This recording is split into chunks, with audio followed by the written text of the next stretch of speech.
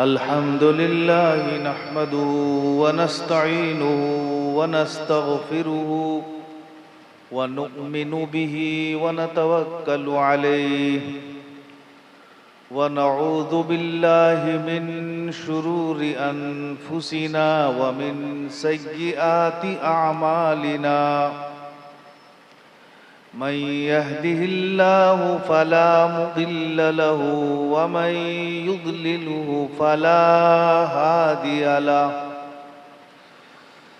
व नशहदु अल्ला इलाहा इल्लल्लाहु वहदहु ला शरीक लहु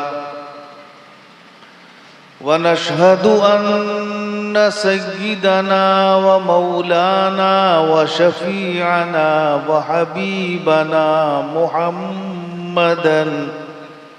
मुहम्मदन अब्दुहु व रसूलुहु अरसलहुल्लाहु तआला बिलहक्कि बशीरन व नज़ीरा व दाइयन इलल्लाहि बिइज़्निहि व सिराजम मुनीरा।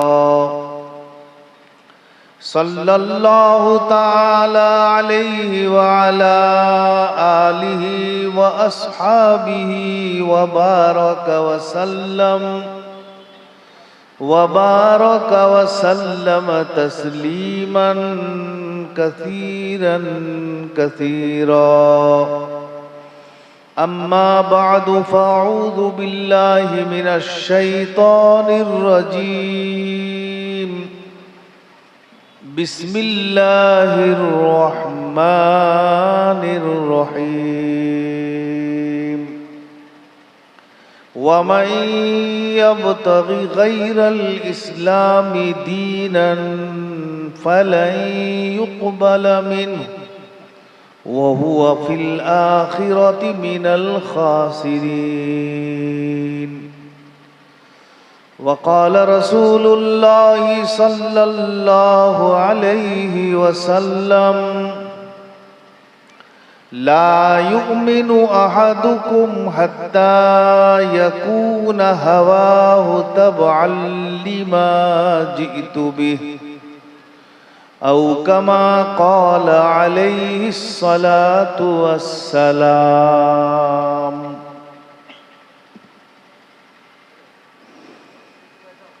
मेरे मोहतरम बुजुर्गों और दोस्तों, नौजवान साथियों, काबिले एहतराम पर्दा नशी माएँ और बहनें, मैंने अभी आप हजरात के सामने कुरान करीम की एक आयत पेश की है जिसमें अल्लाह तबारक व तआला ने यूं इरशाद फरमाया, वमन यब्तगि गैरल इस्लामी दीनन फलन युक़बल मिन्हु। जो शख्स इस्लाम को छोड़कर किसी और दीन का मुतलाशी हो, तलाश करे, तो फलन युक़बल मिन्हु, तो हरगिज उससे वो दीन कबूल नहीं किया जाएगा। इस आयत शरीफा में अल्लाह तबारक व तआला ने दीन और इस्लाम की हैसियत को बयान फरमाया है कि हुजूर सैयद आलम सल्लल्लाहु अलैहि वसल्लम की तशरीफ आवरी के बाद आपने जो मजहब यानी मजहब इस्लाम को रिवाज दिया, मजहब इस्लाम की बुनियाद आपने डाली, उस मजहब इस्लाम को इख्तियार करना हर मुसलमान, हर शख्स पर, हर आदमी पर फर्ज है, जरूरी है। और जो शख्स भी इस इस्लाम के खिलाफ कोई और रास्ता तलाश करे और चाहे कि मैं कामयाब हो जाऊंगा, अल्लाह ने डांट के तौर पर इरशाद फरमाया उससे हरगिज ये कबूल नहीं किया जाएगा। यानी इस्लाम को छोड़कर और कोई तरीका वो अपनाना चाहे और ये सोचे, ख्याल करे कि मैं कामयाब हो जाऊंगा, जिंदगी में कामयाब हो जाऊंगा, आखिरत मेरी बन जाएगी, सुधर जाएगी, ये हो नहीं सकता है। अल्लाह ने हरगिज का लफ्ज इरशाद फरमाया, लन युक़बल मिन, हरगिज उससे ये कबूल नहीं किया जाएगा। अगर देखा जाए कि अल्लाह ताला के इस अंदाज में भी रहम का मामला है, रहम पोशीदा है। रहम कैसे पोशीदा है? हालांकि अल्लाह ताला डांट के तौर पर इरशाद फरमा रहे हैं, डांट रहे हैं कि हरगिज उसका ये तरीका कामयाब नहीं होगा, वो कामयाब नहीं होगा। उसने जो इस्लाम को छोड़कर दूसरा तरीका इख्तियार किया है, उसको कबूल नहीं किया जाएगा। और अल्लाह ने डांट के तौर पर फरमाया हरगिज। तो इसमें रहम का मादा, रहम का तरीका कैसे है उसे समझ लें। और मैं थका हुआ हूं, फिर मैं आप सजरात से रुखसत हो जाऊं। कैसे अल्लाह तबारक व तआला ने इस पैराए में, इस अंदाज में रहम को पोशीदा रखा, करम को पोशीदा रखा, मेहरबानी को पोशीदा रखा। किस तरह? क्योंकि जाहिर ये बता रहा है कि अल्लाह की तरफ से गुस्सा है, नाराजगी है कि जो शख्स इस्लाम को छोड़कर किसी दूसरे इस्लाम या दूसरे तरीका या दूसरे मजहब को तलाश करे और चाहे कि मैं इस इस्लाम को इख्तियार नहीं करूंगा, दूसरे तरीके को इख्तियार करूंगा, मसलन यहूदियत को मैं चाहूंगा, उसको अपनाऊंगा, नसरानियत को अपनाऊंगा या कोई और तरीका अपनाऊंगा, तो अल्लाह ने डांट दी। सख्त तंबीह अल्लाह ने की, सख्त तंबीह। क्योंकि अरबी में लन का जो लफ्ज है ये बहुत ही सख्त तंबीह के लिए और डांट डपट के लिए, लहजे में दुरुस्ती यानी सख्ती को बताने के लिए ये लफ्ज अरबी में आता है। लन हरगिज के माने में आता है और एक ये है कि मैं नहीं करूंगा, नहीं करूंगा, लेकिन एक ये है कि मैं हरगिज नहीं करूंगा। दोनों में फर्क है, बहुत फर्क है। नहीं जाऊंगा, हरगिज नहीं जाऊंगा, नहीं खाऊंगा, हरगिज नहीं खाऊंगा। तो हरगिज जो अरबी में लन आता है जिस माने के लिए, अल्लाह ने यहां लन का लफ्ज इस्तेमाल फरमाया, लन इरशाद फरमाया। ये नहीं फरमाया कि जो शख्स इस्लाम को छोड़कर किसी और मजहब को अपनाएगा वो कबूल नहीं किया जाएगा, यूं नहीं फरमाया। बल्कि क्या फरमाया? फरमाया कि हरगिज वो कबूल नहीं किया जाएगा। इसमें सख्ती है, डांट है, डपट है। लेकिन इसी सख्ती और इसी डांट में, डपट में नरमी भी है, रहम भी है, मेहरबानी भी है, अल्लाह का करम भी है। कैसे? उसी को समझ जाएं। मैं चला। कैसे? क्योंकि जाहिर ये बता रहा है कि अल्लाह यहां गुस्सा हो रहे हैं, अल्लाह यहां नाराज हो रहे हैं, सख्त नाराज हो रहे हैं। और वो सख्त कैसे, मैं अभी आपको समझा दिया। लन का लफ्ज अल्लाह ने इरशाद फरमाया, लन युक़बल मिन्हु, हरगिज उससे कबूल नहीं किया जाएगा। वो दूसरा मजहब जो उसने अपनाना चाहा इस्लाम को छोड़कर हरगिज वो दूसरा मजहब कबूल नहीं किया जाएगा। इसमें रहम का मादा कैसे? क्योंकि जाहिर से ये पता चलता है कि अल्लाह नाराज हो रहे हैं, गुस्सा फरमा रहे हैं, कि अल्लाह फरमाते हैं हरगिज कबूल नहीं किया जाएगा, मगर रहम है। उसकी मिसाल आपको दे दूं तो अच्छी तरह से आप समझ में आ जाएंगे आपके कि कैसे इसमें रहम करें। गौर से सुनिए, तवज्जो रखिए। बच्चा बाहर खेल रहा था, छोटा बच्चा बाहर खेल रहा था। बच्चों की आदत होती है मिट्टी या और कोई चीज अपने आप के, अपने बदन को, अपने जिस्म को, उन्हें कोई शुद्ध बुद्ध नहीं है, यहां लगा लिया वहां लगा लिया, मिट्टी में लोटपोट हो गया। अब जब बच्चा घर को आता है तो माँ हो या बाप हो,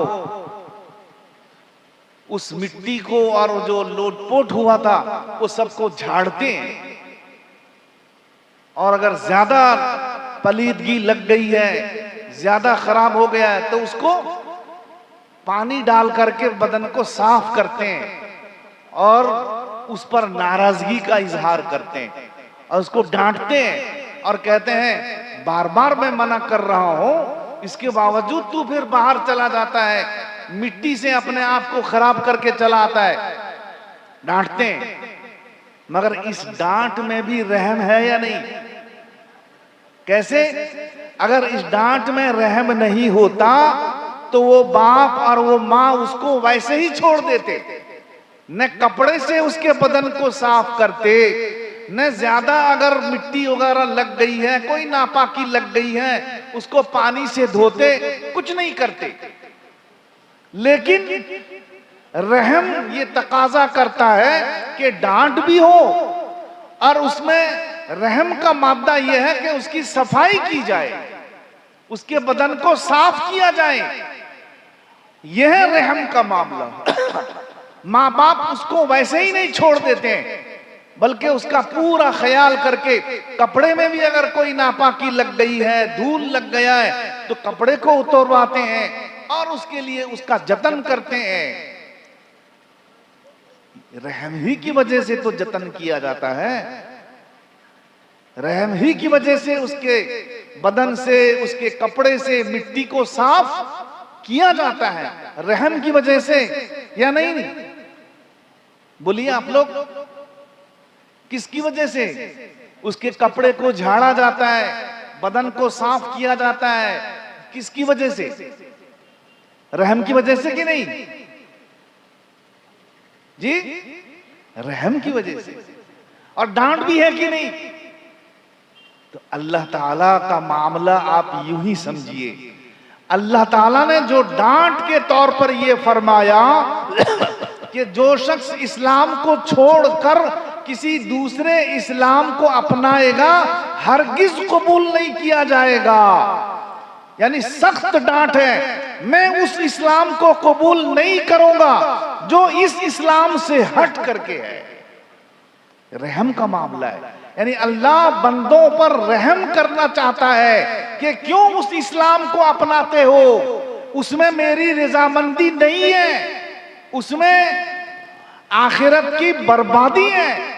अगर आखिरत को सुधारना चाहते हो तो इस इस्लाम में आओ, जो इस्लाम अल्लाह के रसूल सल्लल्लाहु अलैहि वसल्लम ने उसकी बुनियाद डाली है। सल्ले अला मुहम्मदिन, सल्ले अला मुहम्मदिन, सल्ले अला रसूलिना, सल्ले अला मुहम्मदिन। तो अल्लाह ताला बंदों पर रहम फरमाना चाहता है कि तुम अगर मेरे रहम में, मेरी मेहरबानी में आना चाहते हो, उस इस्लाम को छोड़ना पड़ेगा और इस इस्लाम में तुमको आना पड़ेगा। बात साफ और वाज़ेह हो गई कि अल्लाह ताला ने इस आयत शरीफा में अगरचे जाहिरी तौर पर बंदों के लिए डांट दी है, लेकिन अंदरूनी तौर पर ये बंदों के लिए रहम अल्लाह ने किया है कि मेरे रहम में अगर तुम आना चाहते हो तो फिर उसको छोड़ना पड़ेगा, और मैं जिसको कबूल करता हूं ये इस इस्लाम को कबूल करूंगा, उस इस्लाम को कबूल अब नहीं करूंगा।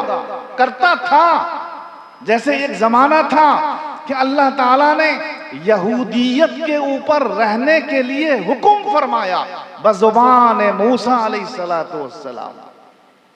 एक जमाना था कि अल्लाह ताला ने नसरानियत पर रहने का हुक्म दिया बज़ुबान हजरत ईसा अलैहिस्सलातु वस्सलाम। लेकिन अब ये जमाना आ गया है जिसमें अल्लाह ताला ने उन दोनों इस्लाम को छोड़ने का हुक्म दिया और कहा कि अब तुमको इस इस्लाम में आना पड़ेगा, अगर इस इस्लाम में नहीं आए तो खसारा ही खसारा। अल्लाह ताला हमें इस इस्लाम पर सही माने में